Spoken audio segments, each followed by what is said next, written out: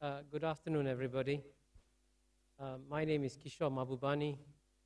I'm the Dean of the Lee Kuan Yew School of Public Policy. I know that you all came to listen to my friend Tom and not to me, so I'll be very brief. I'd like to essentially make a few points. First, I'll begin with an apology. For those of you who have not managed to get seats in the auditorium and are sitting outside the hall, we do apologize for the fact that we could not change the hall or find a bigger venue. We thought that we would get, as we normally get, about 200, 300, 400 people turning up. This hall would have easily fit everybody in. But Tom, you made a mistake. You became too popular. And we got 1,100 people signing up. So the good news is that we've got seats in different parts of this building, and everyone will be able to listen to Tom. But those who couldn't come in, my apologies. Second, of course, I would very much like to, on behalf of the Lee Kuan Yew School of Public Policy, thank Tom for agreeing to come and to speak at our school. Because for us, as a school of public policy, one of our critical missions, in a sense, is to try and understand the larger world out there. And having distinguished speakers as we've had, like Pascal Lamy a few weeks ago, the new Director General of WTO, or Tom Friedman coming to speak here, really makes a tremendous contribution to the growth and development of the school. And for this, Tom, we thank you very much. Now I also have to, as a chairman, say a few brief words to introduce the speaker. But that's, in a sense, a very stupid thing to do, because the speaker, obviously, is much better known than I am, as you can tell from the huge turnout that we've had today. You know all the facts of his life. He was born in Minnesota, educated in Brandeis University, a master's in Middle East Studies from Oxford University, 3 times Pulitzer Prize winning winner, author of 4 best-selling books. All these facts, I think, are quite well known about Tom. So I thought what I could do is perhaps, from a very personal point of view, describe how I think Tom has made an enormous difference. One, at the global level; 2, at the national level; and 3, at the individual level. Now, at the global level, I think it's not a secret that we do live in confusing times. There's so much change taking place in the world out there. Things are happening on the political front. Things are happening on the economic front. Things are happening on the technological front. And we have so much difficulty collecting all this data and trying to put it together in a coherent whole so that we can understand the world as a whole. Fortunately, we have someone like Tom who travels frequently around the world, meets people, talks to everyone, and tries to give us a coherent picture of the whole. And that, I would say, is a major global contribution that he makes. At the national level, as we all know, the most powerful country in the world today is America. The country that has the greatest impact on the rest of the world is America. And it's also a fact that the world today is somewhat confused about America's relations with the world. We have seen the good things that America has done. We have seen the problems that America has created. And we're still trying to figure out what is America's place in the world. Here again, I think Tom has done a brilliant job of both, by the way, explaining the world to America and explaining America to the world. And his columns are now syndicated in over 700 newspapers worldwide. And in that sense, you can see what a major contribution he makes. And finally, at the individual level, for those of you who have not had the pleasure of getting to know him as a person, I can tell you, as someone who's had the benefit of getting to know him over the years, that he's a remarkably generous individual. Even though he's someone, I can tell you, who mixes with kings and queens and sheikhs and prime ministers, he always has his feet firmly on the ground. Indeed, I asked him, how do you do this, Tom? He says, well, I always go back and mix my old friends in Minnesota, the people with whom I went to play as a child in school, and that's how I stay grounded. And I can tell you that he has time for everybody, and for me personally, when I went to Washington, D.C. a few months ago to do a book launch of my book, an Asia Society asked me whether or not there was someone whom I think I could invite to be a commentator. I said, you can try Tom Friedman, but he's too busy, you'll never get him. So they tried Tom Friedman, and he said yes. And despite his busy schedule, he took time and came and did this. He does this for his friends. And for this, Tom, thank you very much. And now, over to the person whom you all came to listen to. Over to you, Tom. Thank you. Tell us why the world is flat.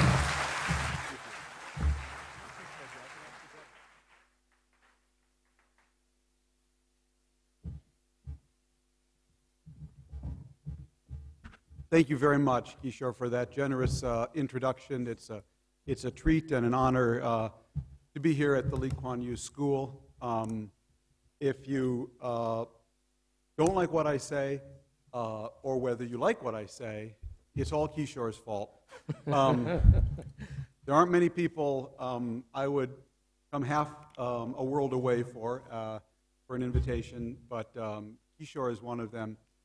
He's been a good friend, a source of great insight, and you should all know an incredibly effective and potent and popular ambassador for Singapore, not just officially, but unofficially. So if you like what you hear, if you don't like what you hear, it's all his fault. What I'm going to do for the next half hour or so is talk to you about the thesis of my book, The World is Flat, and then I look forward to opening it to a discussion.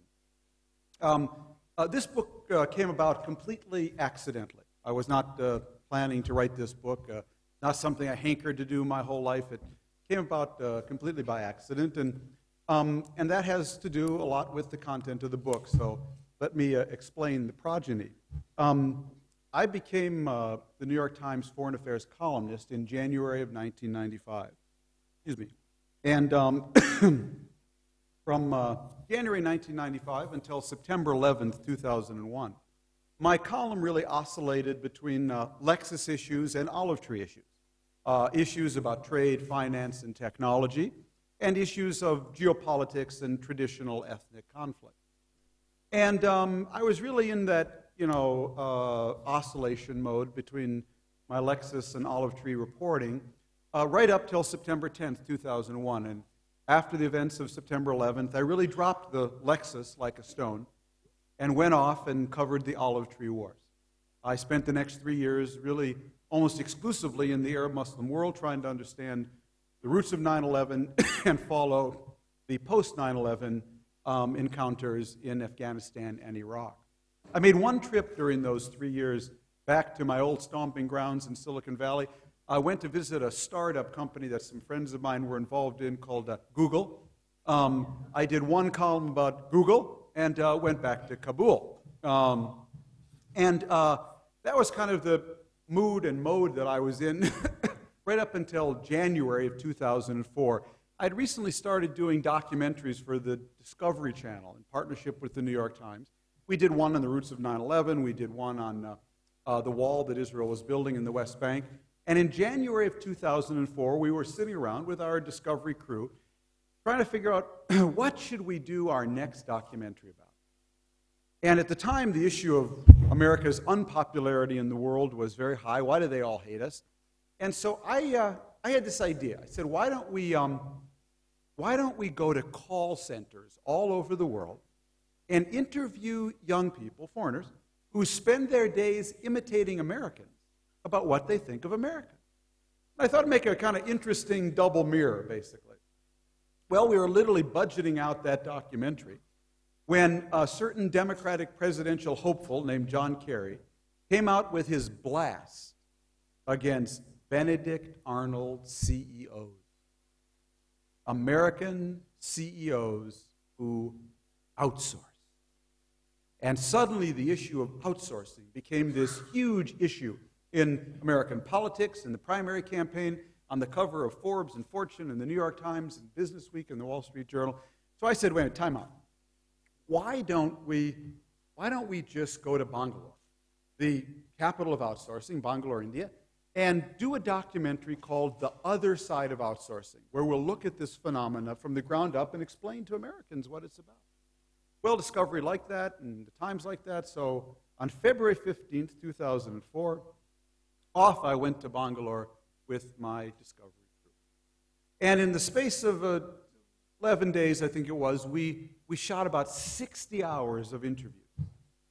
And I have to tell you, across those 11 days, I got progressively sicker and sicker. And it was not the food. It was a realization that dawned slowly from those interviews. Somewhere between the Indian entrepreneur who wanted to do my taxes from Bangalore, and the one who wanted to read my x-rays from Bangalore, and the one who wanted to write my new software from Bangalore, and the one who wanted to trace my lost luggage on Delta Airlines from Bangalore.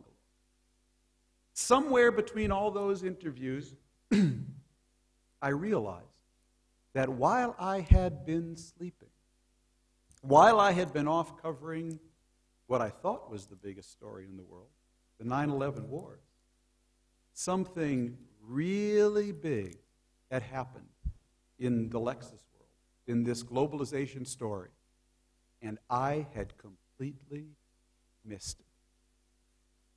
And I wish I could show you some of the outtakes of our interviews. I'd be there with Jerry Rao, the head of NASCOM, the Indian High-Tech Association, and Jerry would literally be trying to get me to do my tax returns, have them done from India. And I would say to him, Jerry, what did I miss? I missed something. Stuff is happening, and I don't even understand how this can happen technologically. Well, the last interview we did was with Nandan Nilekani, who is the CEO of Infosys, one of the crown jewels of the Indian high-tech firmament. Nandan's an old friend, and he was the last interview we did. He had been out of town during the first part of the trip, and before the interview went on camera, he and I were sitting on the couch outside his office. I had my laptop out and just talking about what I'd seen during my previous 11 days. And at one point, Nandan said, Tom, I've got to tell you, the global economic playing field is being leveled, and you Americans are not ready. Oh, I wrote that down in my little laptop. The global economic playing field is being leveled, and you Americans are not ready. Well, after that interview, I got back in my Jeep with my Indian driver driving barefoot and bounced back to the hotel in Bangalore. And along that road, I kept rolling over in my mind, as is my wont, what Nandan had said. Because what Nandan, it seemed to me, was really telling me was, after a while I thought, that the global economic playing field was being flattened. And then, in the chemical way these things happen, it just popped into my head. What Nandan is telling me is that the world is flat. This Indian high-tech entrepreneur, one of the brightest men in India, is telling me the world is flat. And he's citing this as a great achievement in human development, that we'd made the world flat. Well, I went back to my hotel. I called my wife. I said, honey, I'm going to go on leave. I'm going to write a book called The World is Flat. She now says that she was totally enthusiastic. Okay. I don't quite remember it that way, but I came home and I told my editor and publisher, basically, ladies and gentlemen, I have to go on leave immediately. I have to go on leave immediately because my intellectual software, my framework for looking at the world and measuring what's important and what's not, take a break. Do some after. Yeah. My intellectual software really needs updating. Because when I went to Bangalore, I realized that my software was out of date. And I told my bosses, if I don't go on leave immediately, I am going to write something really stupid in the New York Times. It's a great way to get a leave, actually. Okay. Well, a leave they granted me, and I got 3 months off eventually to write the book, but I basically wrote this book between March 15th, when I really sat down to start, and December 15th of 2004, in a fit of sort of obsession. And would recommend writing a book that way, but there you have it. And what I'd like to talk about, basically, is the essential argument of this book. Now, the book opens with me noting that Christopher Columbus set sail in 1492 looking for a shorter route to India. That's actually where Columbus was going in 1492. He was looking for a shorter route to India, the source of riches and power in his day. He had the Nina, the Pinta, the Santa Maria. He never did find India. But he called the people he ran into in North America Indians. And we call them that to this day. And Columbus did come home and say, honey, I never did find India, told his wife, but I did accidentally discover that the world is round. I set off for India 512 years later. I knew just which direction I was going. I went east.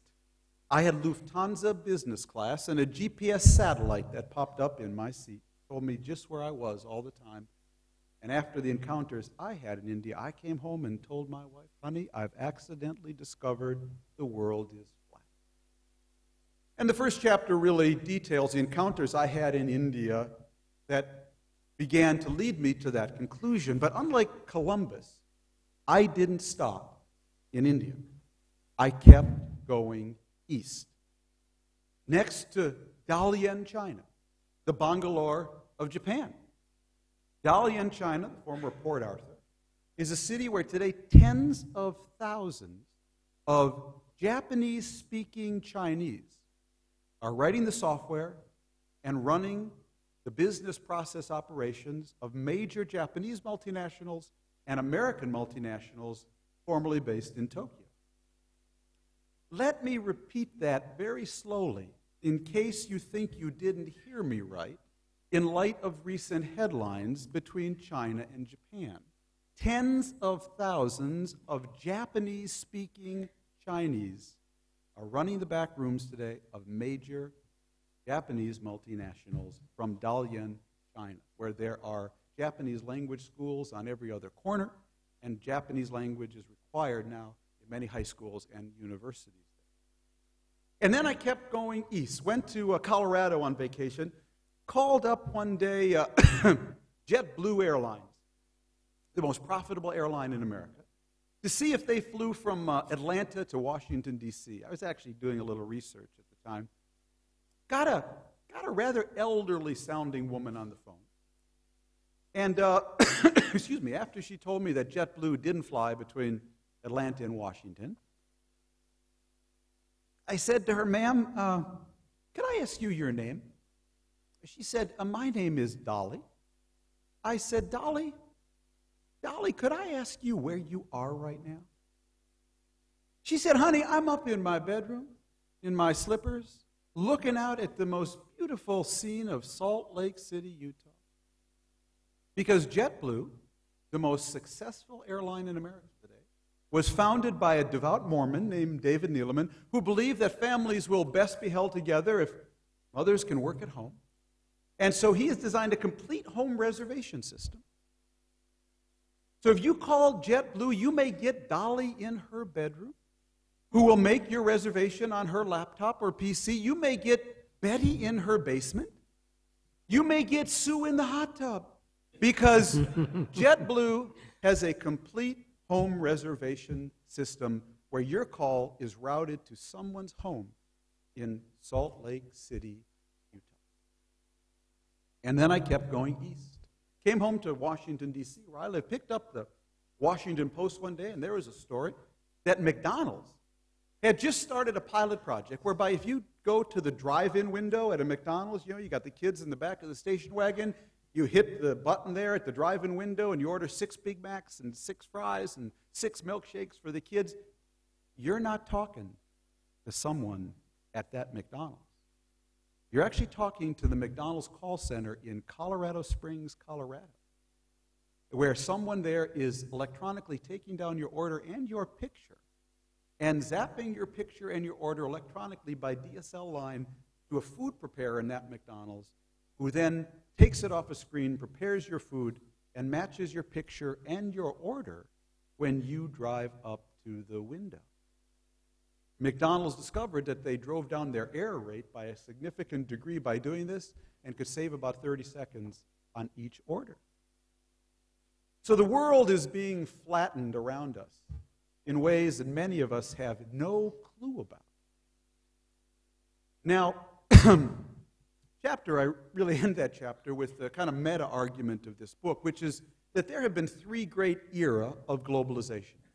The first era I call globalization 1.0, and it shrunk the world from a size large to a size medium. And that era of globalization lasted from 1492 till the early 1800s, 1820. It was the beginning of global arbitrage. That era of globalization, globalization 1.0, was defined by the fact that you went global in that era through your country. Countries and nation-states were the agents of globalization, whether it was the British Raj in India, Columbus discovering America, Portugal in East Asia. The agent and engine of globalization was the country. Globalization 2.0 was from the early 1800s till the year 2000. That's right, it just ended. And that era of globalization shrunk the world from size medium to size small. And that era of globalization was defined by companies globalizing. You went global in that era through your company, companies globalizing for markets and for labor.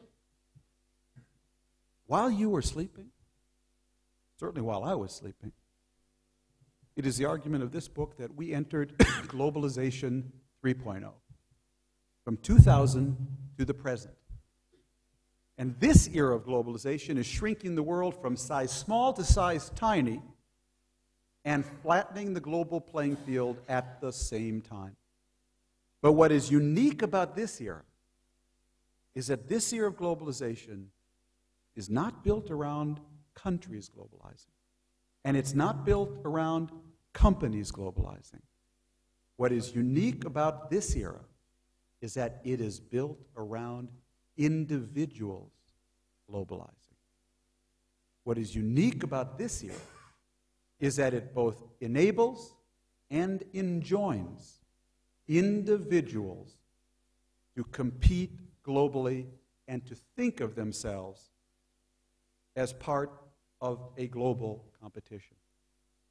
So we've gone from a globalization built around countries to one built around companies to one increasingly built around individuals.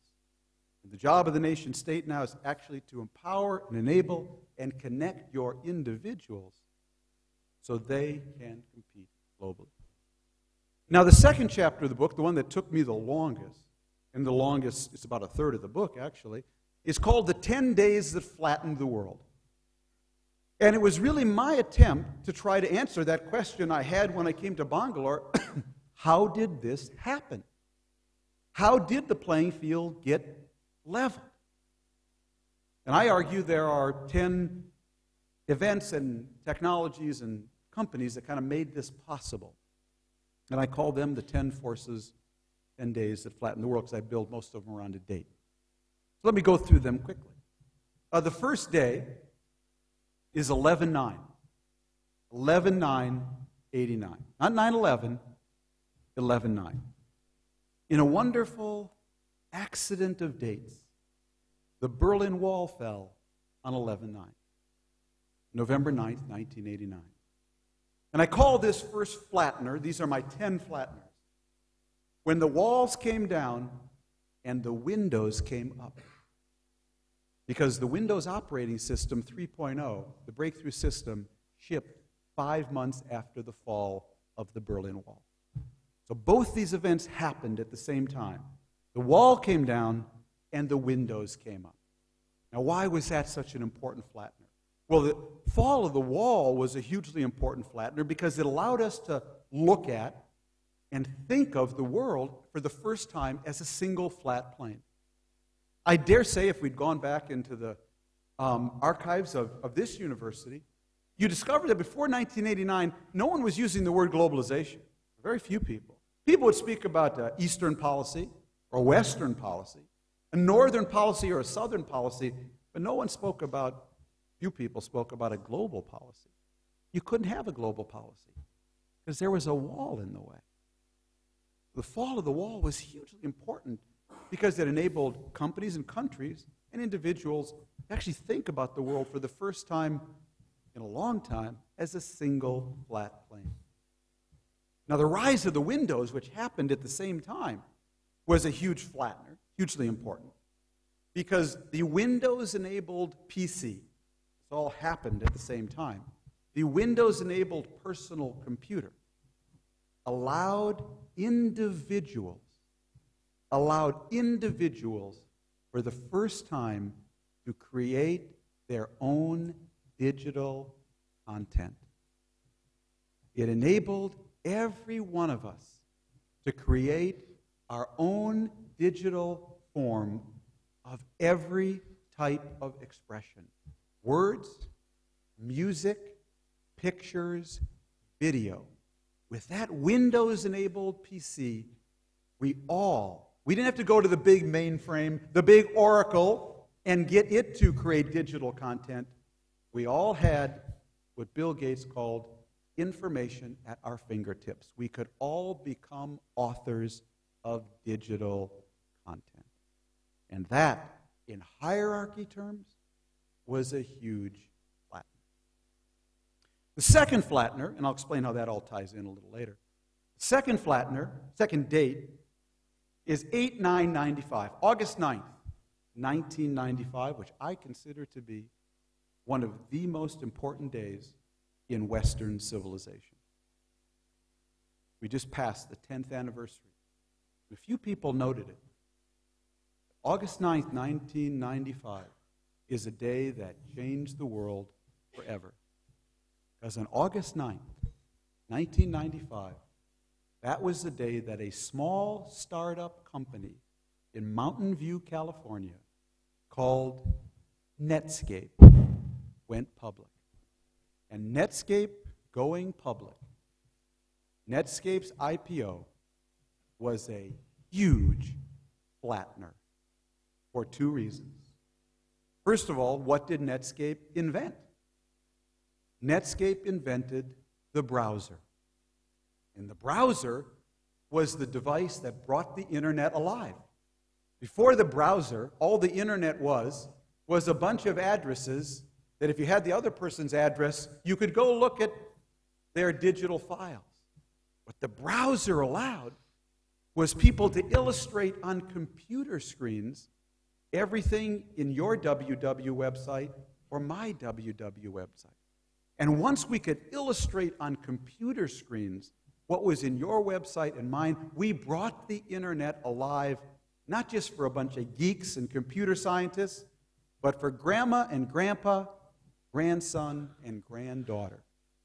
Netscape brought the internet alive as a tool connecting people with people more cheaply and more extensively than ever before in the history of the world. Second, hugely flattening effect of Netscape is that Netscape's going public, becoming a public company on the New York Stock Exchange that morning of August 9th, 1995, triggered the dot-com boom.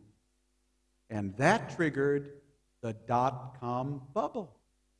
And that triggered the crazy, insane, absurd, ridiculous, outrageous overinvestment of $1 trillion in 5 years into fiber optic cable. And that crazy investment of $1 trillion in fiber optic cable, accidentally, with no one planning it, made Singapore and Seattle and Beijing and Brazil all next-door neighbors without anybody planning it. That overinvestment in fiber optic cable, which allowed us to send words and music and voice over the internet, virtually for free, accidentally wired the whole world together. You remember how it happened? Netscape went public on the morning of 8/9/95 at $28. Jim Barksdale, the CEO at the time, his bankers wanted them to make it a $32 stock, and he said, I want to keep it under 30. If this fails, I don't want anyone to remember this is a $30 stock. Well, that morning, Netscape opened at $72. It closed that first day at 56. And we all looked at that, and we said, whoa, there is gold over them there hills. And what did we do? We all went out and bought Singapore Telephone and Nextel and JDS Uniphase and Global Crossing. All these fiber optic companies. Come on, admit it. It's in your retirement package. You know, you can't fool me. And when we did, we accidentally funded the overwiring of the entire world. And we accidentally drove down the cost of transmitting words and music and data from Singapore to Seattle, to New Delhi to Beijing, to virtually zero. Now, we did this once in America in the middle 1800s. We did it with railroads. When railroads first appeared, we did the same thing. There was a massive overinvestment in railroad stocks. And the net result was that Americans got to ride for free. And we accidentally knitted our country together. There's just one difference with the fiber optic boom. When we wired the world with fiber optics, Indians, Chinese, Singaporeans, Brazilians all got to ride for free. And if you know anything about fiber optics, just know this. It's the gift that keeps on giving. Because once it's in the ground, and all you have to do is keep improving the switches on each end, and you get more and more capacity. We haven't even begun to stretch, let alone exceed, the capacity limits of what has already been installed. So this was a huge flattener. The net result of bringing the internet alive and basically wiring the world was that we connected people with people more cheaply and more extensively than ever before. The third flattener is something I simply call workflow. And workflow is my shorthand for all the software and all the standards that ended up connecting all those PCs with all that bandwidth. Now, you're all too young to remember, you look too young. But when AOL and CompuServe first came out, if you were on AOL and your wife was on CompuServe, it was pretty hard to communicate with each other. And when this university started, and they first got computers, they thought that was really cool. And each department became so much more efficient. The administration department became so much more efficient. The payroll department became so much more efficient. There was just one problem with all that early software, was that payroll was running Novell, and administration was running Windows. And these two software programs were like two different fire hydrants with two different nozzles. They couldn't connect. So whenever there was an issue between administration and payroll, someone actually had to take the paper and walk from administration over to payroll. Well, during the mid-1990s, there was a quiet revolution in the world of software, where all these software companies that basically were trying to sell you a vertical silo, buy all my software for everything, that broke down, and they all began to agree on common standards.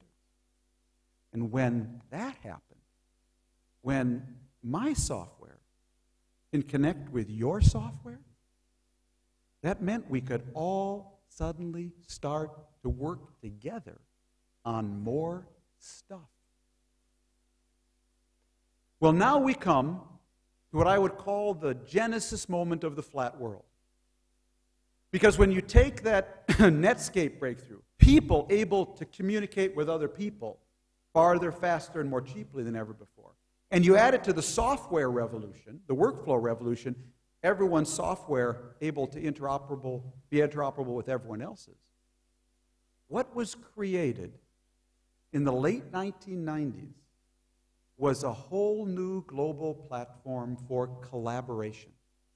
Suddenly, more people could collaborate with more other people on more kinds of projects from more different places, in more different ways, on more different days than ever before. That's when the flattening of the world first began. At the end of the 1990s, we got the genesis of the flat world, mid to end 1990s. Now, the next 6 flatteners are the 6 new forms of collaboration that immediately appeared, burst off this platform, and flattened the world even more. Let me go through them quickly. The first, of course, is outsourcing. Outsourcing is just a new form of collaboration, where now I can take the payroll department of this university and outsource it. And outsource it to India, North Bangalore, or North Dakota. On this new platform, either one is equally easy. Outsourcing, new form of collaboration. Second new form of collaboration is offshoring.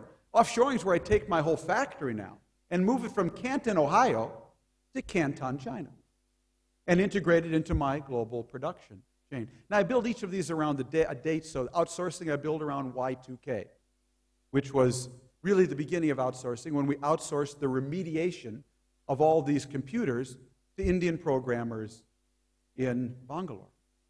Y2K, in fact, should be a national holiday in India. A friend of mine calls it Indian Interdependence Day. Okay. Hugely important event. Offshoring, I build around the day China joins the World Trade Organization, because that took offshoring, new form of collaboration, to a whole new level. The third new form of collaboration I call uploading. Uploading.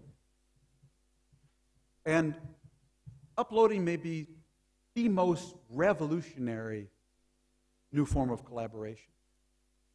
Because what the new platform was allowing was for individuals not just to download, but to upload. So uploading includes everything from open source software. Think about it. A bunch of geeks sitting at home, each with their own computer, are writing the next great operating system called Linux. Linux today has 15% of the global operating system from Microsoft. It's just a world market Microsoft dominated. And they're doing it for free.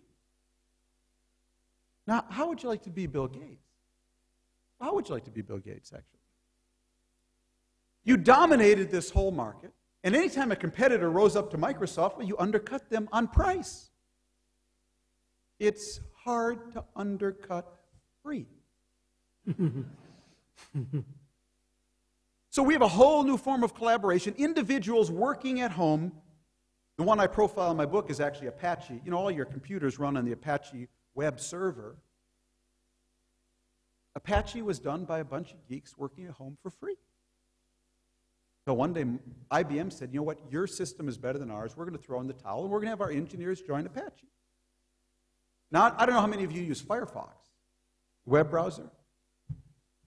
Firefox was developed by a 19-year-old at Stanford working with a 24-year-old in New Zealand who never met. They produced a web browser that was downloaded 10 million times in the first month. It took 5% of the Microsoft Explorer market in it wasn't 1 month, but in about a 3-month period. So we're talking about a whole new form of collaboration where people can now upload their software, not just download. But uploading doesn't just apply to software. Blogging. I can now upload my own commentary. I don't need to read Tom Friedman or the New York Times. I'm going to upload my own take on the world. Blogging. Whole new form of uploading. Now we got podcasting. I'm going to be my own network. I'm going to put up a podcast of my songs, my music, my poetry, my commentary. Wikipedia. I don't know how many of you use Wikipedia. I only use Wikipedia. Wikipedia is the uploaded encyclopedia. It's an open source encyclopedia that was written by individuals contributing their own entries. Oh, but how can it compete with Encarta? How can it compete with Encarta? You know how many entries there are in Encarta on your little computer that you got from in your Microsoft Office package? 65,000. You know how many entries there are in Wikipedia today? There'll be more tomorrow. 435,000. People have uploaded their own encyclopedia. So uploading, this is a whole new revolutionary phenomenon. The third new form of collaboration. The fourth new form of collaboration is supply chaining. Supply chaining is what Walmart does, like nobody else. They've created a global supply chain where if I take an item off the shelf of a Walmart in Arkansas, another copy of that item is immediately made in Shenzhen, China, and sent along the supply chain back to every Walmart store. Do you realize if Walmart were a country, it would be China's 8th largest trading partner today, ahead of Canada and Australia? So we are talking about a supply chain that operates down to the last atom of efficiency, the likes of which the world has never seen before. I have a friend who does supply chain logistics at MIT, Yossi Sheffi, who likes to say, you know, Tom, making stuff, oh, hell, that's easy. Supply chain, now that's really hard. Think about it. Walmart is the biggest company in America today, and it doesn't make a single thing. Simply developed a supply chain that gets products from manufacturers all over the world, the consumers around the world, more efficiently than ever before. This is a huge, flattener and new form of collaboration, only possible in this flat world. The fifth new form of collaboration I call insourcing. Insourcing. Insourcing is what UPS does. You all have UPS here in Singapore? Yeah. You know those people with the funny brown trucks? In the funny brown shorts? If you think all they're doing are delivering packages, oh, you're not paying attention. What UPS does today I call insourcing. They come right into your company, right up to your neck, right up to headquarters, and they take over your complete internal logistics operation.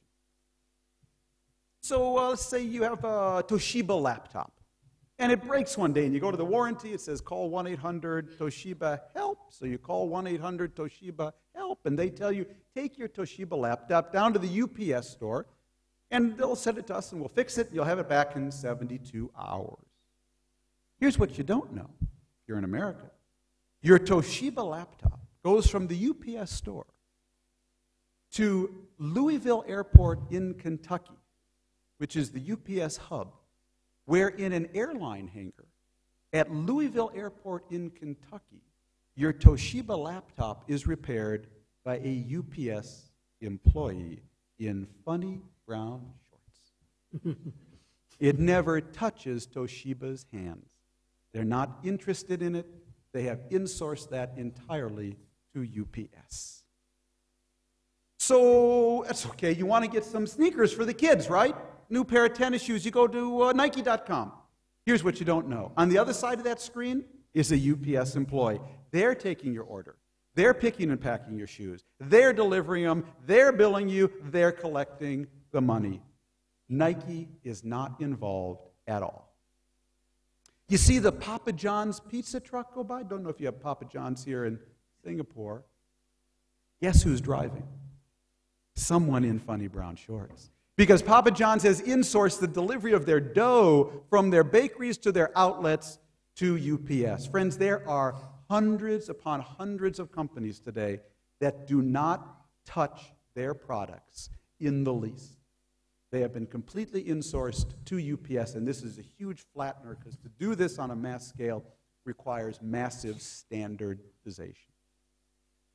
The sixth new form of collaboration I simply call informing. Informing. And informing is what Google does. Yahoo, Microsoft Search. I can now inform myself. I can mine my own data to a depth and breadth unheard of in the history of the world. I can inform myself now. And this is a hugely important new form of collaboration. So just to recap for a second, we have the first three flatteners. They created this platform for collaboration.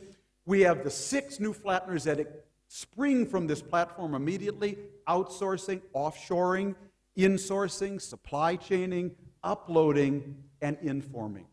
3 plus 6, that's 9, but I said there were 10. What's the 10th? The 10th flattener I simply call the steroids. The steroids. And the steroids are wireless technology, voice over the internet, file sharing, and Moore's law about the development and speed of microchips. What all these steroids are doing together is turbocharging all six of these new forms of collaboration, so now I can do any one of them from anywhere with any device, totally mobily. Those are the 10 days that flattened the world. Now, let me finish with the next chapter, which just ties up the core thesis, which is called the triple convergence. The triple convergence. And what I basically argue in this book is that right around the year 2000, three huge convergences happened that really flattened the world. The first convergence was all 10 of these flatteners that I've cited started to converge. And when they did, in economic terms, the complementarities between each of them all started to work together. So the informing helped the outsourcing helped the offshoring, the insourcing helped the outsourcing, the uploading helped the supply chaining. And right around the year 2000, they hit a kind of critical mass, a kind of tipping point that I would argue made the world flat. It made the world flat in the sense that it gave us a global, web-enabled platform for multiple forms of sharing knowledge, work, and entertainment, irrespective of time, distance, geography, and increasingly even language. When I say the world is flat, no, I don't suggest, I explain later in the book, that everyone's got this platform. I don't suggest that it's perfectly flat everywhere, but what I do suggest is that we have created a global, web-enabled platform for multiple forms of sharing knowledge, work, and entertainment that is going to be the key to prosperity in the coming years. That wealth will go to those countries, companies, and individuals that get the infrastructure and the education to connect more of their people to this platform for multiple forms of sharing knowledge, work, and entertainment. That is what I mean when I say the world is flat, and that was the first convergence. Excuse me. Now, the second convergence, which we're just at the beginning of, is that we have to all change our habits in order to kind of get the most out of this new platform. We're basically going from a world where value was created in vertical silos of command and control to a world where value is going to be created increasingly horizontally by who you connect and collaborate with. Well, as that happens around this new platform, then the way you get the most out of it is you got to adjust your habits. Now, we went through something like this before when we went through the invention of electricity. Paul David, the Stanford economist, did a study once asking a very interesting question. Why was it when electricity was first invented, the electric motor, we didn't get a boost in productivity? It took about 10 years. That's because so many habits had to change first. First, we had to redesign buildings away from tall buildings that could accommodate big steam pulleys to low-slung factories that could operate around small electric motors. And then management had to change. And then management consulting had to change. And only when all those things changed did we suddenly get a huge boost in productivity. Well, I would argue we're just at the beginning now of the same kind of transition where we're all having to learn how to horizontalize ourselves. And I actually learned this in a very personal way while writing the book. My oldest daughter goes to college in New Haven, Connecticut. I live in Bethesda, Maryland. To get from Bethesda, Maryland to New Haven, Connecticut is a complete pain in the behind. You have to drive 40 minutes to Baltimore Airport and then take Southwest Airlines from Baltimore to Hartford and then drive an hour from Hartford to New Haven. Well, I'm a Southwest fan. Don't know how many of you have flown Southwest or know about it. Southwest is the second most profitable airline in America. It's El Cheapo Airline. El Cheapo Airline. And you don't get a ticket on Southwest. You don't get a reserved seat. You just get a ticket that says A, B, or C. A's board first, B's board second, C's board last. You do not want to be a C on Southwest Airlines. If you know anything, know that, okay? Especially if it's the spring, you're taking 2 bags of carry-ons for your daughter, and you want to have room above the seat when you get on in the bin, and you don't want to get stuck in the middle. You do not want to be a B or a C on Southwest Airlines. No problem. I'm a hip guy, so I did the e-ticket thing. Got my e-ticket ahead of time, you know, had my secretary call, American Express, got e-ticket. But just in case, I got to Baltimore Airport 95 minutes before the flight because I was going to be an A. And got to the Southwest e-ticket machine. I stuck my Visa card in, and out came my ticket, and it said B. I said, son of... This thing is fixed. This is rigged. This is worse than Las Vegas. There is no way I'm a B. I'm here 95 minutes before this flight. There's no way that many people got here ahead of me. There is no way I'm a B. Ooh, I was mad. Went and got my Cinnabon and sat in the back of the B line. I sat there stewing for 45 minutes. And then they called the flight. And then I saw it. All the A's started getting on, carrying what looked to me like crumpled, white, home printer paper. As though they had gone online at 12:01 a.m. the night before and downloaded and printed out their own boarding passes and took all the A seats. Well, of course, what I didn't know was that thanks to that the first convergence, Southwest Airlines had just begun a program where any customer could download and print out at home their own boarding pass at 12:01 a.m. the night before. Oh, friends, I saw that. I said, Friedman, you are so 20th century. You are so globalization 2.0. I mean, think about it. In globalization 1.0, there was a ticket agent. I used to have to go down to K Street, take a number, stand in a line at the United Airlines office, wait till I got to the front and do the ticket with a nice, man or woman there, a real body in front of me. And then we got the e-ticket machine. We thought that was cool. That just happened. And while you were sleeping, thanks to that convergence of those 10 flatteners, Southwest Airlines made you, the individual, your own ticket agent. And to look at it another way, Southwest Airlines made you their employee.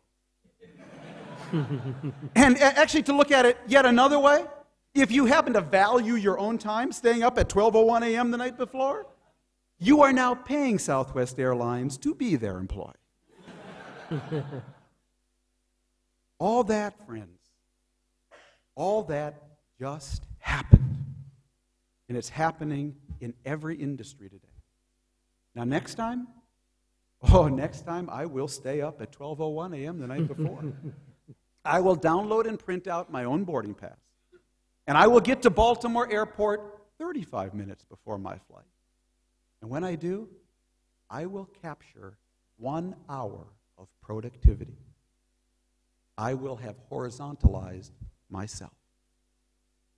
And that transition from vertical to horizontal, we're just at the beginning of it, and it's going on in every industry and institute. Those are the first two flatteners. Sorry, the first two convergences. The third convergence, because I called it a triple convergence, I'm full of numbers. The third convergence is that just when these 10 flatteners converged and created this platform, just when we all who are connected to the platform started to change our habits to get the most out of it, guess what happened? 3 billion people who were out of the game walked onto the playing field, called India, China, and the former Soviet Empire. And when did they arrive on the playing field? Just when it had been flattened. Just when they could compete, connect, and collaborate more directly than ever with your kids and mine. It is the simple argument of this book that these three convergences, these flatteners creating this new platform, these new habits of horizontalizing ourselves, and these 3 billion new players is going to shape the brief history of the 21st century, is shaping the brief history of the 21st century. Now, before I end, let me point out just one other thing. And that was a kind of political perfect storm that completely disguised all of this that was happening. And this perfect storm was called Enron, 9/11, and the dot-com bust. Basically, Enron, in America at least, made every CEO guilty until proven innocent. And therefore, who wanted to talk to them about what was going on over here? 9/11 completely distracted us as a society from the president on down to the columnist. And the dot-com bust, oh, that really made people stupid. Because the dot-com bust made people think that globalization was over. Because so many people equated the dot-com boom with globalization, they thought when the bust came along it was over, when in fact all the dot-com bust was doing was actually turbocharging globalization. The net result of that was that right when we reach what I think is going to be the mother of all inflection points. Friends, we're going from vertical to horizontal. This is going to change everything. This is going to be as big as Gutenberg and the printing press as it plays out. And it's not going to be in a year or two, but as it plays out. Just when we reach this incredible inflection point, nobody was telling the kids.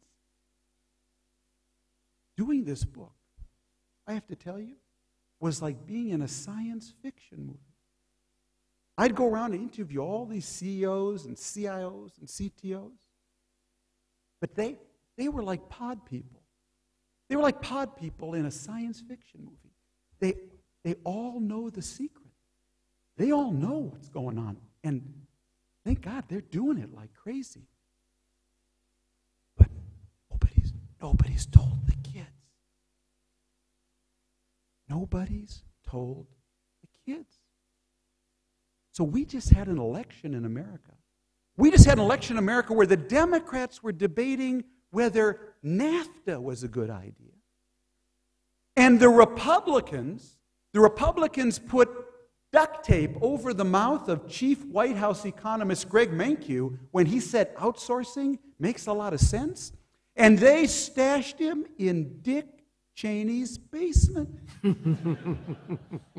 Never to be heard from again. Has anybody seen Greg Mankiw?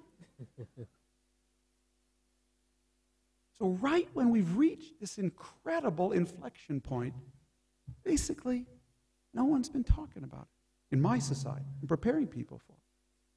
So I wrote this book, frankly, so that at least two kids, Orly and Natalie Friedman, were going to know what world they were growing up in. And it's a world where I've said many times, when I grew up in Minnesota, my parents used to say to me, Tom, finish your dinner. People in China and India are starving. And I tell my girls, finish your homework. Because people in China and India are starving for your jobs, and in a flat world, they can have them.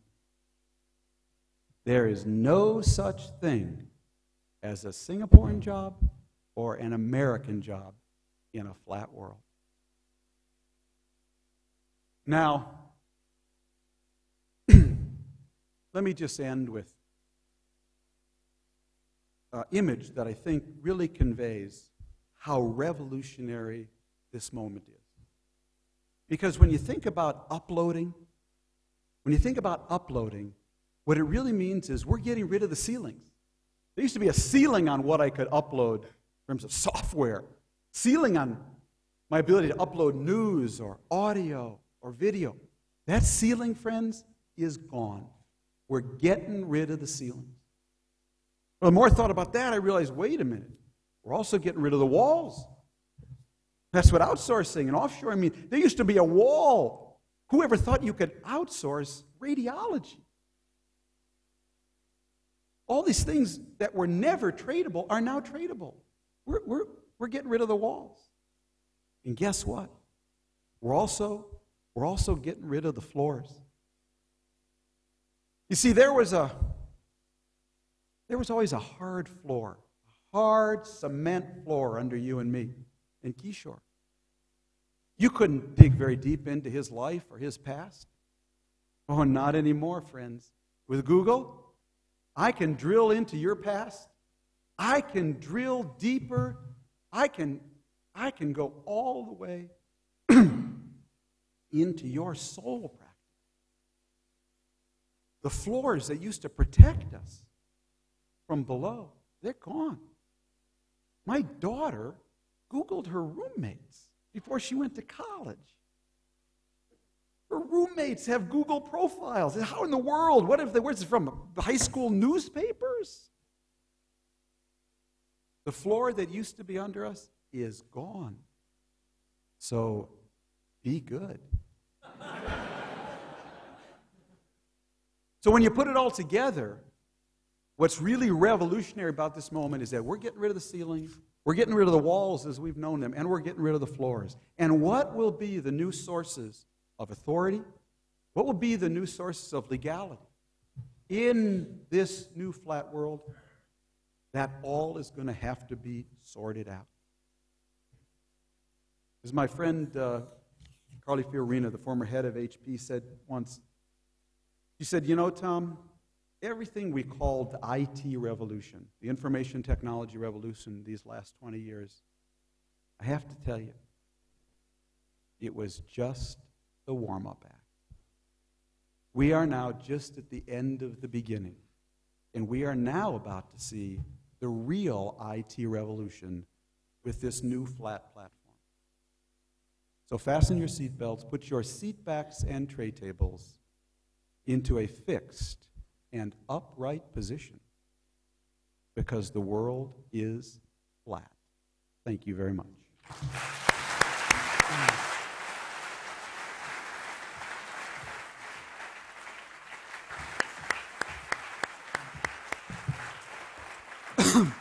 Thank you.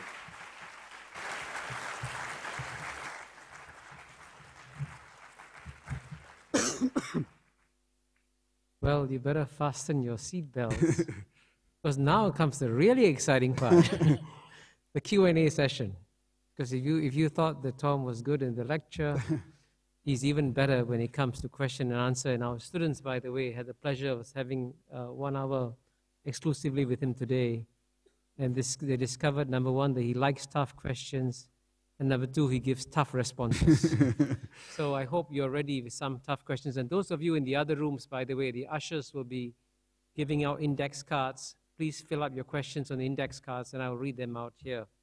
I'm going to begin, Tom, by asking you one tough question. Okay, so just to set the tone for everybody. I remember when I saw the reviews of your first 2 books, From Beirut to Jerusalem, Alexis and the Olive Tree, almost, I would say, about 90% of the reviews were positive. You didn't see all the reviews. But go ahead. But this book, The World is Flat, I mean, I read what The Economist said, which said, don't read the book. Yes. I read what the New York Review of Books said, which said, he's got it all wrong. The world is not flat. Billions of poor people don't think it's a level playing field. They think the world is still very uneven. So how do you explain, number one, the tough criticisms, and what's your response to them? Well, it's a very interesting observation, excuse me, because the reality actually is quite different. One thing I'm an expert on, of course, is my own book reviews, as you know as an author. And it was actually Lexus and the Olive Tree that got mercilessly trashed. Really? Other than in a few places. And that was because globalization was just a-borning then. And people really didn't want to hear kind of the message of that book from a lot of different perspectives. Now this book, I run into, I'm going to run into a certain amount of criticism. I'm not here to talk about first of all, here's what's new about this book. The world is flat. So more people actually heard about this book from me. They never heard about it from any reviewer because I took advantage of the flat world. So the book was already number 2 on the New York Times bestseller list before it was ever reviewed in the New York Times. That was unheard of, 15 years ago. I mean, the New York Times was the gateway, for books. So this book's actually gotten incredibly favorable response, with a few noteworthy exceptions. One is John Gray in the New York Review of Books, who wrote actually a very interesting, I'd urge people to read a very interesting critique of it. But John Gray is a lifelong critic of globalization who pronounced after 9/11 that globalization was over as a result of 9/11. So one should know that when one reads his review, but it comes from a Marxist point of view, and I thought it was a very interesting review, but it comes from a particular point of view.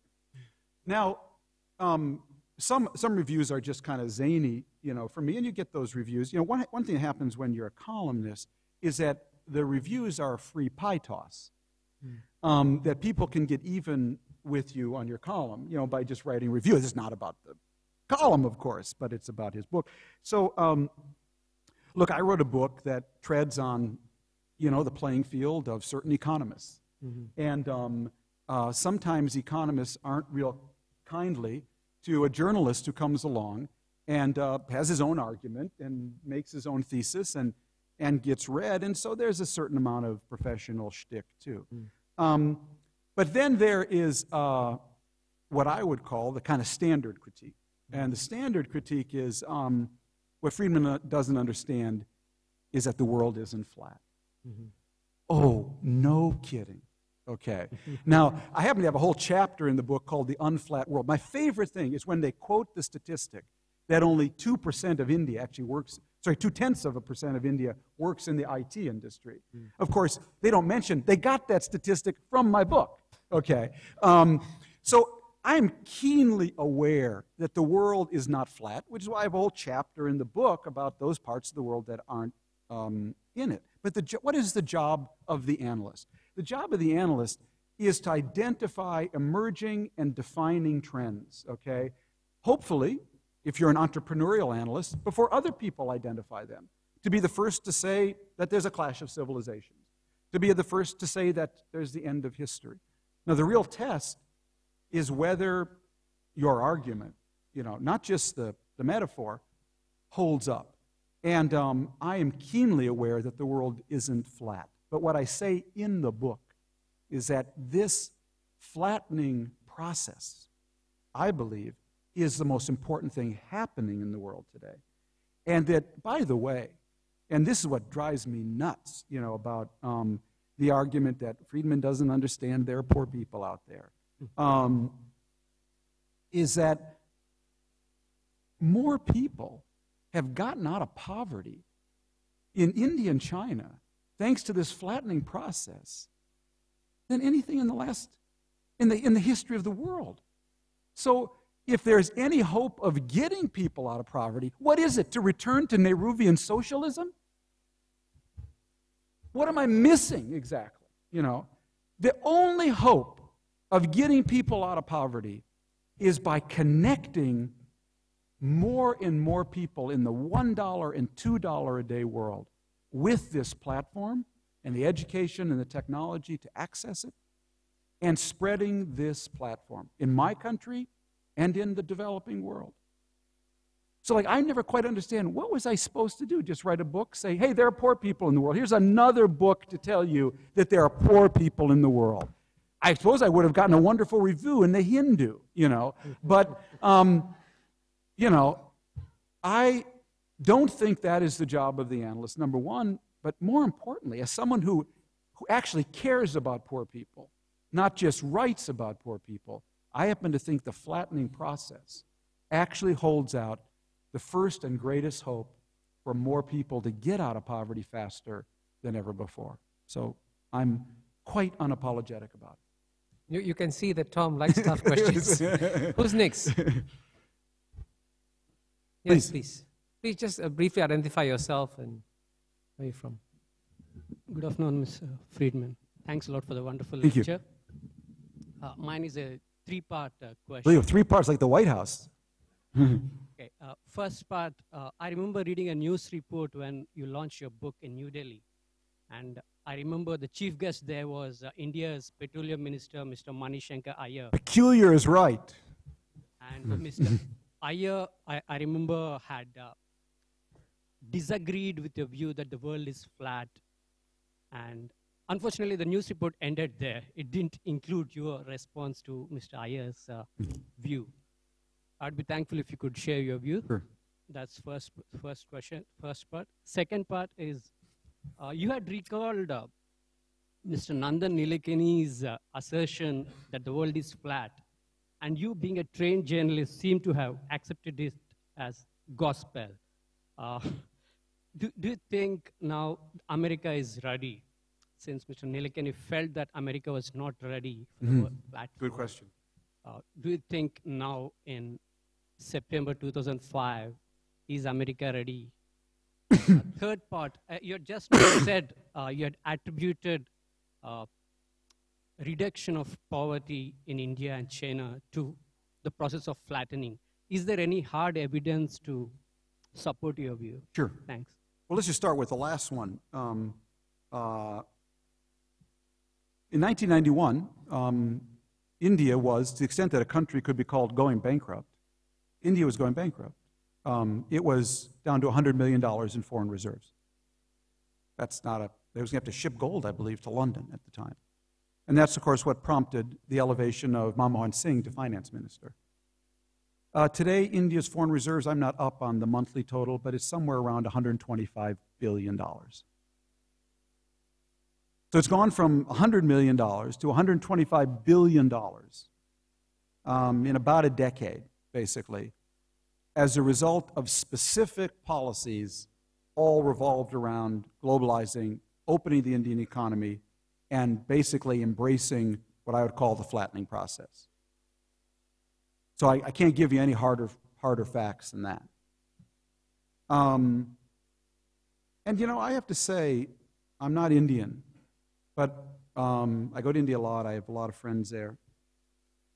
I think it's kind of neat, actually. Not just neat. I think it's a source of great personal dignity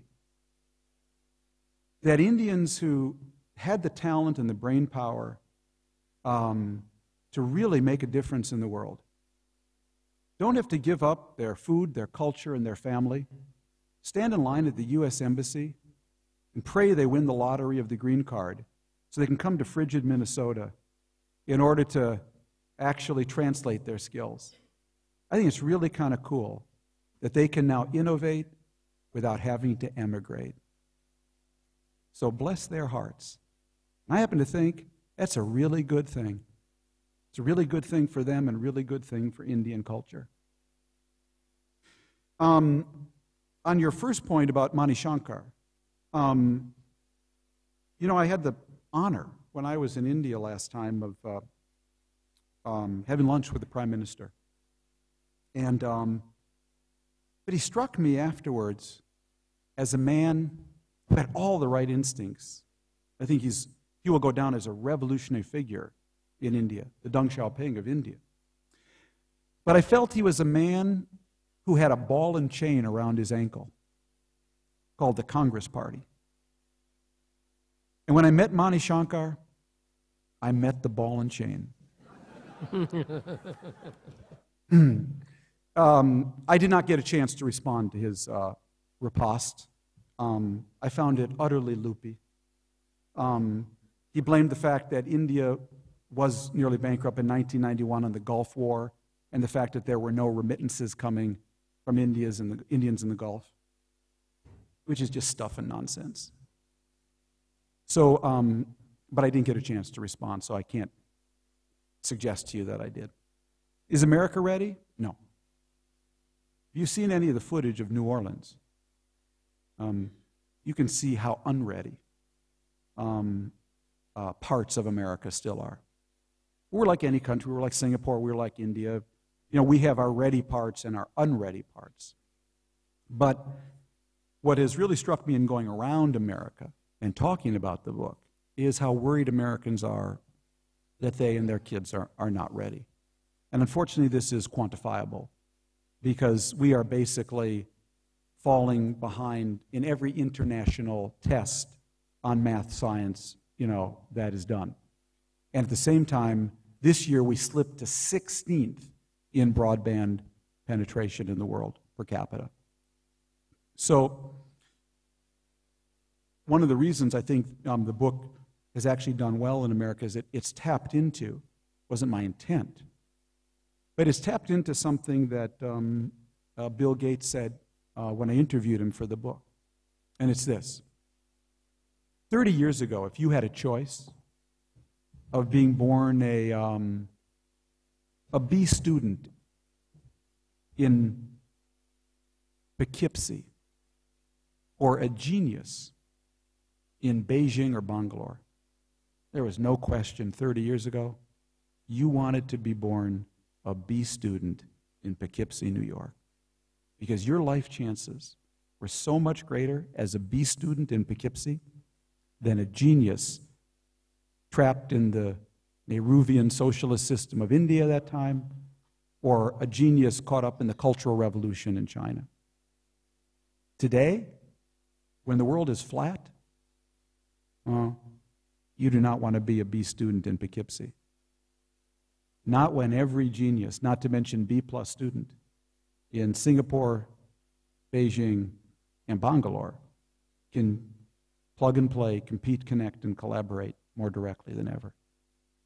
And at a gut level, Americans get that. Thank you. Tom, we are running short of time, but we have a tremendous number of questions. But I would say that, you know, the one theme that I'll come to you in a minute. The one theme that seems to come through in a lot of the questions is, what about the poor people in Africa? What about the people who are not connected to this platform? What's your solution to them? How are you going to get them on the growth path? Great. What are your plans for them? That's all. That seems to be the theme of many of the questions. Really, that's an important question. First of all, I guess I'd say two things. One is, I don't think poverty in Africa was born in the age of globalization. People kind of talk about these issues of income gaps and poverty as though there was this idyllic time before I came along and wrote about globalization when none of these problems existed. If we could only kind of get back to that time. So these are deep legacy problems that have been built up over a long time. there is only, in my view, one solution for Africa, for Singapore, and America, in my view, and that is governance, okay? That is, you are not going to affect a change. You're not going to get people out of poverty without decent governance. Governance that can provide the educational infrastructure and the technological infrastructure for people to connect to this platform. How one gets better governance in Africa, I can't say I have the cure to that. But the fact that I can't cure that in Africa, the fact that I can't deliver better governance in Africa, doesn't mean that I'm not going to identify the sources of prosperity through better governance, whether it's in India, China, or somewhere else.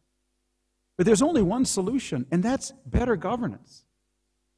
And better governance starts maybe with African countries saying to someone like the head of Rhodesia today, a man, Robert Mugabe, who has driven his country into a ditch, into a complete ditch, a ditch of corruption and mismanagement. And the fact that not a single African leader is ready to stand up and call that by its real name, that's the travesty in the world. That's the only way Africa is going to get out of poverty. It's not going to come with me showering them with money so Mugabe can buy another Gulf Stream. All this politically correct nonsense. It's about calling things by their real name. Singapore didn't get to be Singapore because somebody showered aid on it. You got here by decent government that educated your people and connected you to the world. And I say hats off to that. But it ain't going to be any different for anybody else. And that first starts with how Africans are going to get themselves out of poverty. And boy, I stand there to help. But I'm not going to wait for the rest of the world when the leader of South Africa spends 5 years telling his people that AIDS is something that comes from a Western conspiracy and cannot utter a word of condemnation about his neighbor who has driven his country into a ditch. And if you'll pardon me for getting so upset about Zimbabwe, it's because one of my best friends comes from there. I know what's been going on there. That is the travesty in the world, not that I write about globalization. So, no need to. This isn't Crossfire. Thanks. Okay, over there, then I'll come to. Please, go ahead. If you don't mind, you have to keep it quite brief because we are supposed to finish at 6:30, but we carry on for another 20 minutes. Okay, I'll keep this quick. I see that there have been two aspects of your study from the past, which is the olive tree and the Lexus. Yes. And extrapolating the Lexus, you have created the world is flat. Now, taking a step back and looking at the olive tree from the eyes of the Lexus, how do you see the world changing, the traditional world changing because of the flatness? So what I mean is, how is it that Al-Qaeda is going to change in the future given the flat world? Very good question. I'd say two kind of general responses I'd have to give you. One is that Al-Qaeda, of course, the flat world is a friend of Infosys and of Al-Qaeda. Exactly the same. Al-Qaeda is just an open source global supply chain. That's all it is. In fact, the guy who understood supply chain almost as well as Sam Walton of Walmart is Osama bin Laden. That's because he came out of the construction industry. So Al-Qaeda is just an open source global supply chain. And so that's kind of one problem.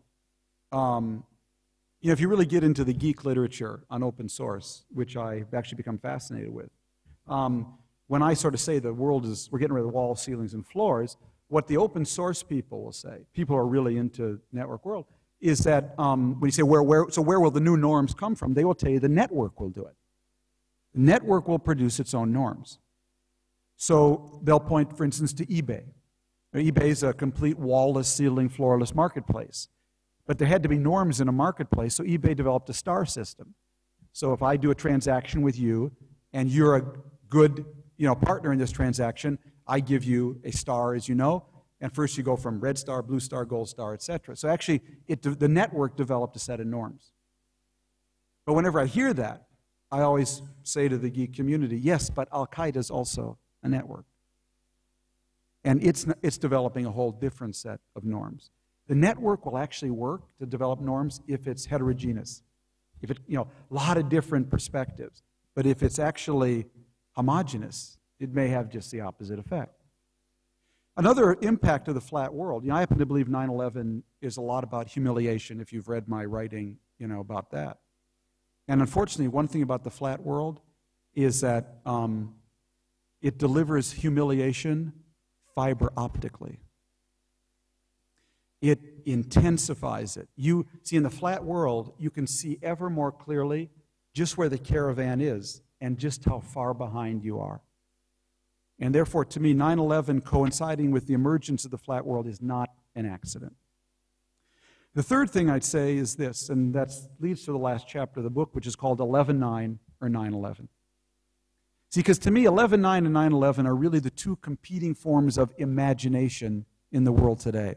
And imagination becomes more important than ever, because if individuals now have the tools to upload all kinds of things, the critical differentiator is actually what they imagine to do with those tools. So the imagination of 11/9 was someone in Hungary in 1989, in the leadership in Hungary said, somebody had this conversation. Imagine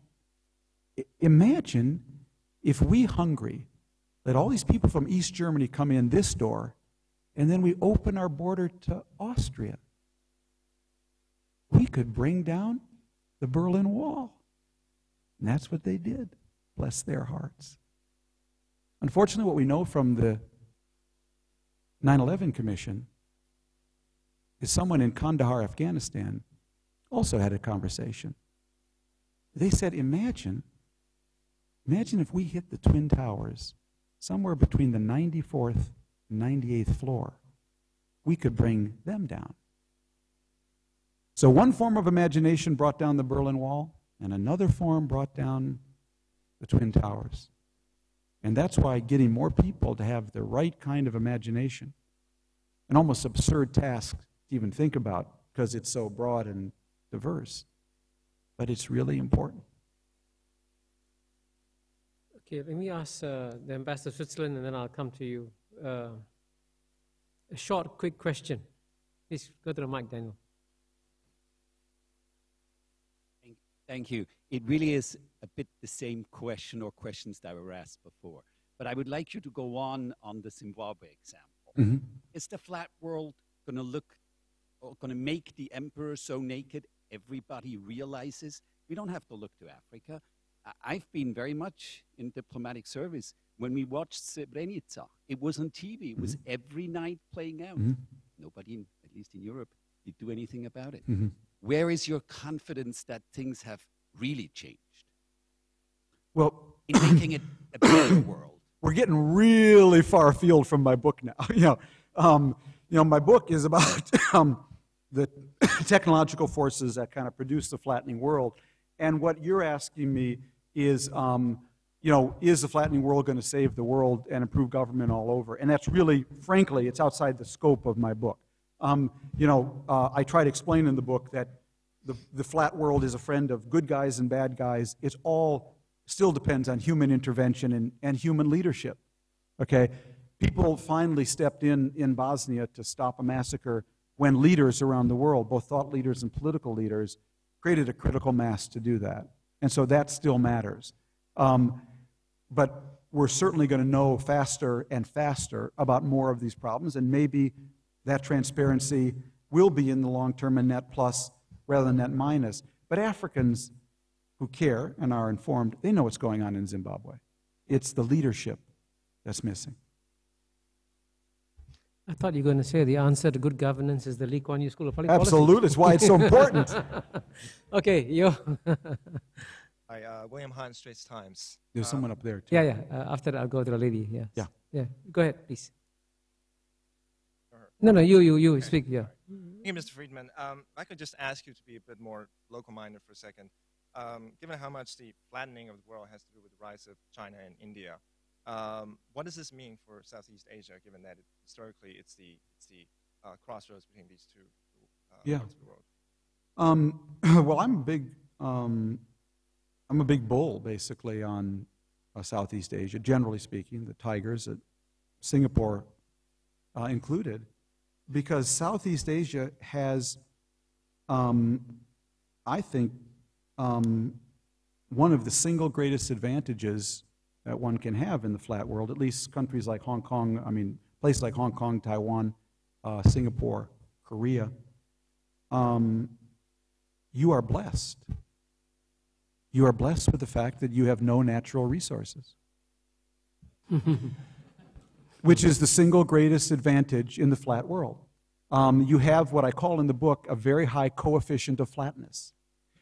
And because the flatter your country is, the more you have to drill your own people, their energy, creativity, entrepreneurship, men and women, rather than drill a sand dune in order to advance your standard of living. And people and countries that drill their people create societies that maximize their ability to drill their people, to unleash their energy, entrepreneurship, and creativity. And when you drill your people, that's an oil well that never runs dry. So the fact that what happens, of course, is that countries like Singapore, Taiwan, they develop the DNA, basically, where they're always looking, when faced with a challenge, to reach for a shovel, to dig inside themselves, rather than reach for a wall to protect them from the world. And that coefficient of flatness, it's true of companies as well.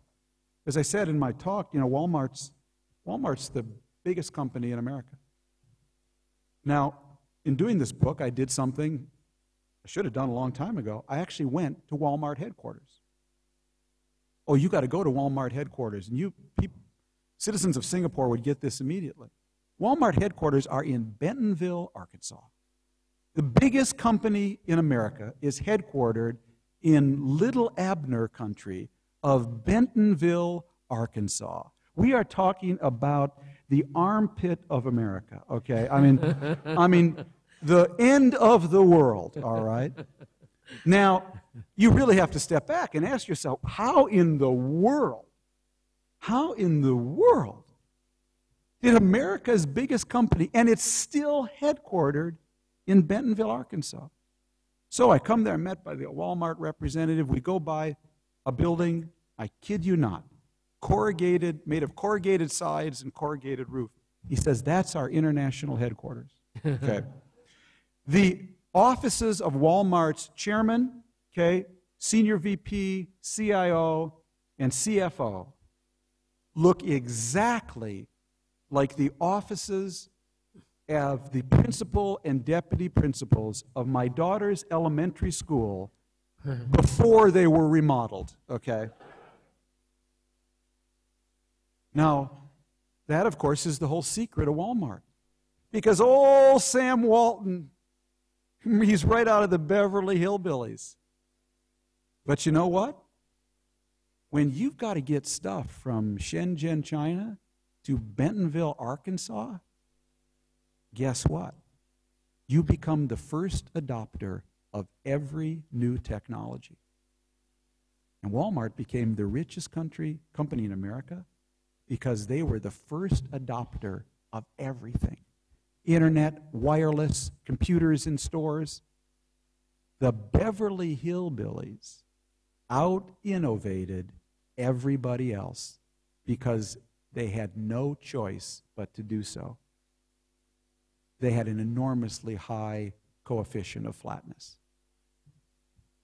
Before I turn to you, to be fair to the others in the other rooms, one question that keeps coming up is, Please. How could things go wrong in Asia? How could China go wrong? How could India go wrong? It's an important question. I more turn it to you, Kishore. But to me, it all comes back to governance, basically. I'm asked a lot whenever I go to China, people ask me about India. Whenever I go to India, people ask me about China, you know. And so I've kind of developed this answer, you know, because I look at China and India as kind of two superhighways, right? And the Indian superhighway is this 6-lane superhighway. It's beautifully paved, sidewalks, street lamps. There's just one problem. Off in the distance, there's a speed bump called political reform. That's China. That's China. I'm sorry, that's China. I'm sorry. I'm really a little jet lag. So Chinese superhighway, sidewalks, street lamps, but off in the distance, there's a speed bump called political reform. Now, when 1.3 billion Chinese going 80 miles an hour hit a speed bump, one of two things is going to happen. Car jumps up in the air, slams down. Everyone looks around. You okay? You okay? Drives on, past the speed bump. The other thing that happens is the car hits the speed bump, jumps up in the air, slams down, and all the wheels fall off. Now, which it will be with China, I have no idea.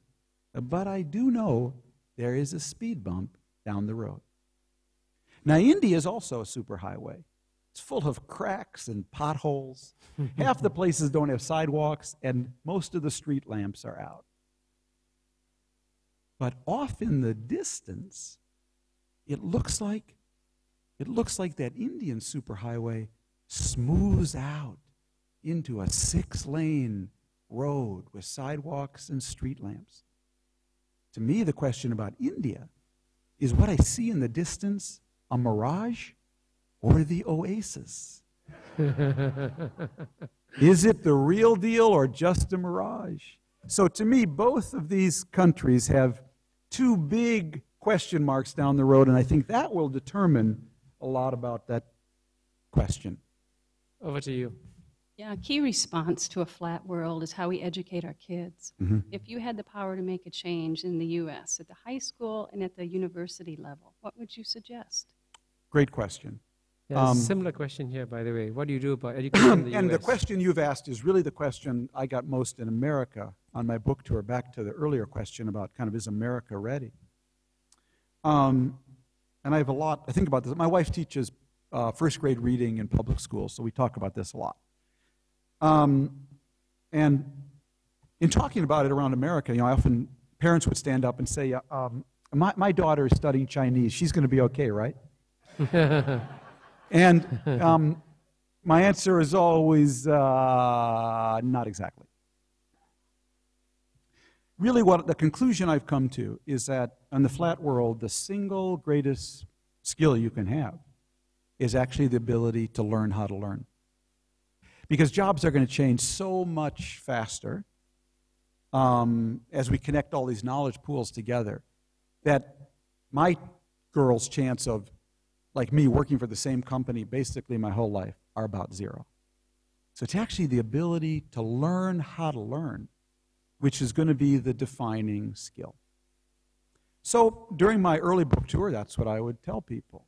Till I came to my hometown in Minneapolis. I was actually in St. Paul at the Fitzgerald Theater, and a 9th grader stood up, identified himself as a 9th grader, and said, Mr. Friedman, that's really interesting, but I just have one question. How do you learn how to learn?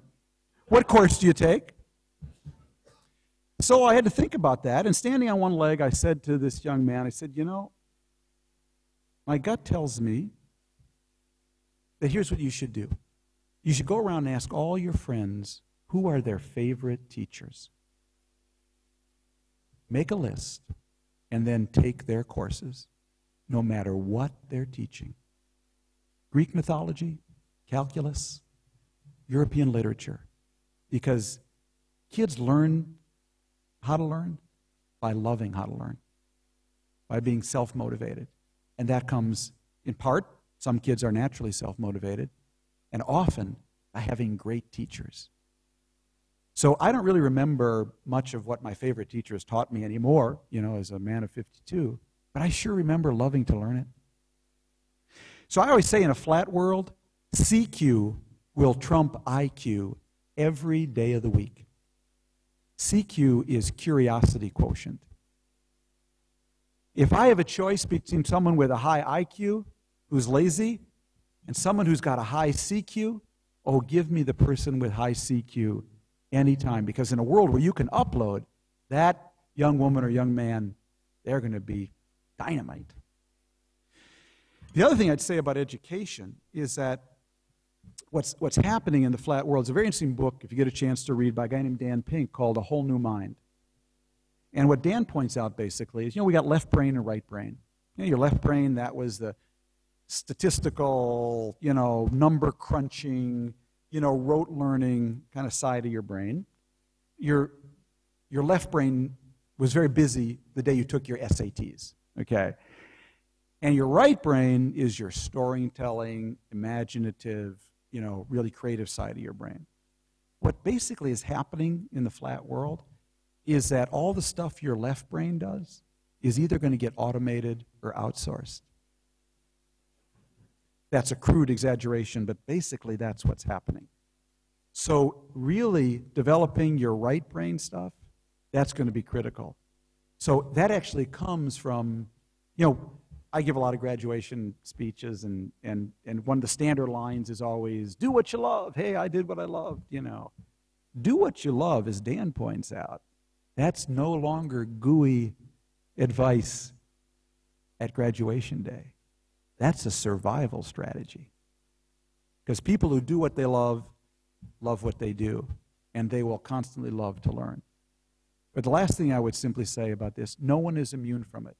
I wrote this book because I basically went to India and said, you know what? I don't know what's going on. My software is out of date. I need to go back to school. And so I took a sabbatical and tried to update my software. So I'm not any different from anybody else. But so those were just some reactions. I think we'll take one last question from the auditorium here, and 2 questions I'll read out to you from Please. this. Please. I'm going to ask you the most stupid question. Please. There's no such thing as stupid questions, only stupid answers. You know that. I came across a statement that words are the bugle of change. Can you explain to me, why bankers, big boys of the world,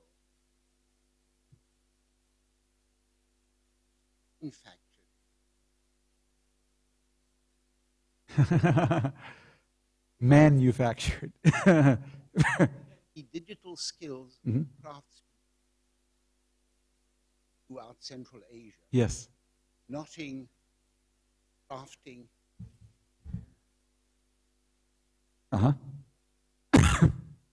would provide millions of microeconomic. Yes. Up this craft, really the love of those tribal Right. and village people.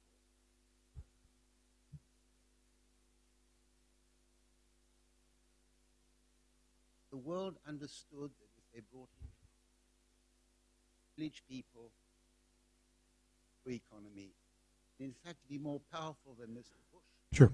Well, I don't know if you've been on eBay lately, but eBay is full of just what you're talking about. No, but Yeah. you see, you have to recreate this culture, village skills. Because Gandhi said, violence, condition of poverty, can only be cured by village skills. Right. I think your question answers itself, but I appreciate the intervention. Thank you.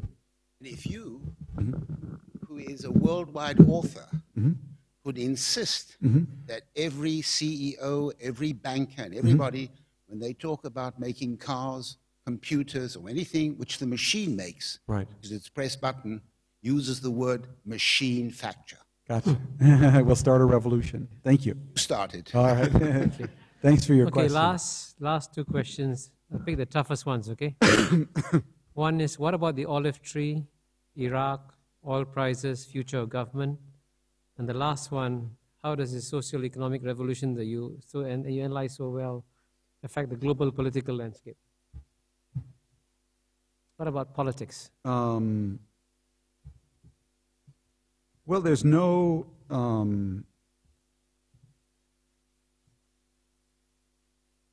You know, I am, as I say in the book, I've been accused of being a technological determinist, to which I say, guilty as charged, Your Honor. That is, I believe if, like in strategic theory, capabilities create intentions. If people have the technology, they will use it. In that sense, I'm a determinist. But I'm not a historical determinist. What they will use it for, whether it's for 11/9 purposes or 9/11 purposes, that really depends on governance. You know, it gets back to the leadership question. Leadership broadly construed, though, not just presidents and prime ministers, but thought leaders, academic leaders, and most of all, parents. Actually, that was the one thing I forgot to your question about education. What I really believe is that the only way you're going to get better education in America is with different kind of parenting. Because it really is so much about what happens at home and the values that are set there, how much kids are nurtured to read or taught to read or forced to read. My wife always said, I've never met a kid who was a good reader who wasn't also a good student. And maybe I can tie all this up, in fact, with a letter I got just a couple weeks ago,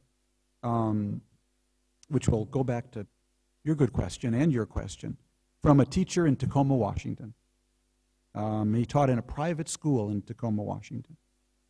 And he wrote me, he said, Mr. Friedman, I read your book, and I would just like to tell you about 3 parent-teacher conferences I had last year.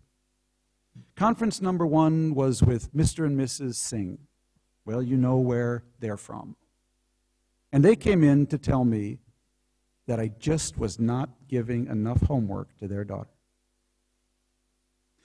Second conference was with Mr. and Mrs. Eastern European name. I don't remember what it was. They came in to say that if we didn't have a science textbook, a proper science textbook in this private school, they were going to pull their son out. That it was a travesty that this private school in Tacoma, Washington didn't have a proper science textbook. Third parent-teacher conference was with Mr. and Mrs. John Q. Doe Americans. They came in to say that I was giving way too much homework. Little Johnny is totally stressed out. You don't understand that he has soccer practice, then karate. He needs a little time with the Game Boy. And there's just way too much homework. And that's a real problem, because in a flat world, we're melding with cultures that have very high ethic of education. And to me, whether we're talking about the values of 11/9 or the values of education, political leaders are very important, but it starts really at home. Thank you very much.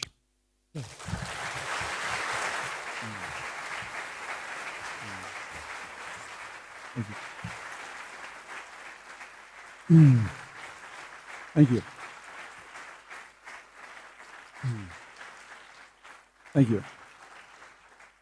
I don't think I need to say anything else. The only thing I was going to say, I was going to end by quoting one of my favorite philosophers, Karl Marx, who said that philosophers have always tried to explain the world. The whole point is to change it. And I think in that sense, frankly, Tom, you're a Marxist. I am. You may be trying to describe a flat world, but in what you're doing, you're actually flattening it. And the fact that you can get so much excitement here in Singapore, which is exactly on the opposite side of New York City, the same kind of excitement about the world is flat, actually demonstrates how the world is flat. And thank you again. Pleasure. Thank you very much. Thank you. We should go soon because you have to... I think one or two guys may want to sign a book and then... Sure. What are you guys doing here? I thought I saw a familiar face.